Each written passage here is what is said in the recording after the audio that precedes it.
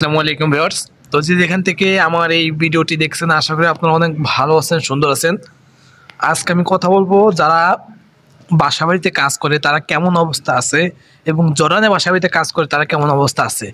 আমি কিন্তু ভিডিও করার আগে বলছি আমি কিন্তু বাসাবাড়িতে কাজ করি না, কিন্তু আমি আপনাদের মতো যারা কাজ করে তাদের কাছ থেকে কিছু তথ্য এবং ইনফরমেশন নিয়ে আমি আজকের ভিডিওটি করছি। ভিডিওটি আপনি স্কিপ না করে মনোযোগ সহকারে দেখবেন, তাহলে হয়তো আপনাদের যারা এই রিলেটেড আমাকে কমেন্ট করেন সেই কমেন্টের উত্তর পেয়ে যেতে পারেন।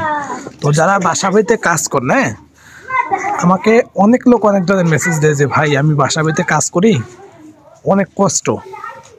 এটা কিন্তু সবাই এরকম বলে না, অনেকে এরকম বলে যে ভাই আমি বাসাবাড়িতে কাজ করি, তো আমার অনেক কষ্ট আছে, তো আমি এখন কি করতে পারি। অনেকেই বলে আমি 3 মাস ধরে বেতন পাই না। এটা কিন্তু আমাদের জরানের ক্যাপাসিটি এবং জরানের সিস্টেম এরকম। জরান থেকেই বলছে, আপনারা হয়তো আমার কমেন্টগুলো যদি লক্ষ্য করেন দেখবেন যে অনেকে কমেন্ট করে, হ্যাঁ, এই ভাবেন না যে আমার জরান সব জায়গায় খারাপ। ভালো মন্দ সব জায়গায় আছে, সব দেশে আছে। বলে যে খাওয়া দাওয়ার অনেক কষ্ট, এগুলো যেগুলো এই দেশের যেগুলো খাবার সেগুলো আমি খেতে পারি না। হ্যাঁ, আর একটা কথা আছে, আপনারা যারা বাংলাদেশে থাকেন হয়তো আমরা কিন্তু ভাত মাছে বাঙালি, কিন্তু এই আরব দেশে কিন্তু এরকম চলে না। আরব দেশে বেশিরভাগ দেশই আপনার রুটি খায়, এবং এদের স্পেশাল কিছু সালাদ আছে, কিছু খাবার আছে, এই খাবারগুলোই এরা বেশি খায়। আমরা বাঙালি কিন্তু রুটি খায় না, রুটি খাওয়া অভ্যস্তও নয়, কিন্তু এদেশে রুটি ছাড়া অন্য কোনো খাবার চলেই না। আপনার প্রতিটি ওক্তে আপনার রুটি, এরা রুটি, বড় বড় মরিচ আছে, কাঁচা মরিচ, এবং এর সাথে আপনার ধরেন যে আপনার কিছু টমেটো সস আছে, সব মিলিয়ে তারা এই খাবারগুলো খায়। আর এগুলো কিন্তু বাঙালিদের প্রথমে অনেক কষ্ট হয়ে যায় যারা প্রথমে আসে। আর আমার যেগুলো লোক ফোন দেয় বেশিরভাগ কিন্তু প্রথমে যারা বাংলাদেশ থেকে আসে তারাই ফোন দেয় যে ভাই আমার অনেক কষ্ট হচ্ছে, ভাই একটা কাজের ভাও করে দেন বা একটা সিস্টেম করে দেন। তখন আমি তাদেরকে বলি ভাই আমি কিন্তু কারোর কাজের সিস্টেম করি না, যারা আমাদের মতো পজিশনে আছে মানে বাইরে কাজ করে আমি শুধু তাদেরই কাজের সিস্টেম করে দিই, কিন্তু যারা নতুন আইসে তাদের আমি কখনো কাজের সিস্টেম করে দিই না।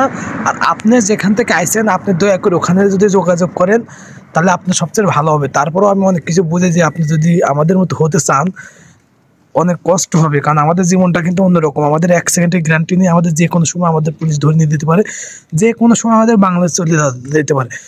এত রিস্ক নিয়ে কাম করতে থেকে আপনি যেভাবে আসেন আর মনে হয় এভাবেই থাকেন, আর কষ্ট করে 2-4 মাস কাজ করে বাংলাদেশে ব্যাক করেন, তারপর অন্য কোনো দেশে যান। কারণ অনেকের জীবনে অনেক দুর্ঘটনাই ঘটে, ধরেন এর একটা দুর্ঘটনা এরকম অনেকের বোঝাই ভাই, কারণ নাকি যে সবাই যদি এসে যদি এরকম অবৈধ হয়ে যায় তাহলে কিন্তু আমাদের বাংলাদেশের উপরে একটা নেগেটিভ প্রভাব পড়ে। তো আমি চাই না যে কেউ, যারা আগে আমাদের মতো হয়ে গেছে তো হয়ে গেছে, কিন্তু নতুন করে যারা এখন অবৈধ হতে চাচ্ছে বা আমার কাছ থেকে তারা বলে যে ভাই কি পরিস্থিতি, আমি তাদের এক কথাই বলি যে ভাই তাদের পরিস্থিতি খুবই খারাপ, এবং আমাদের 1 সেকেন্ডের গ্যারান্টি নেই, আমাদের যে কোনো সময় যা কিছু তাই হয়ে যেতে পারে।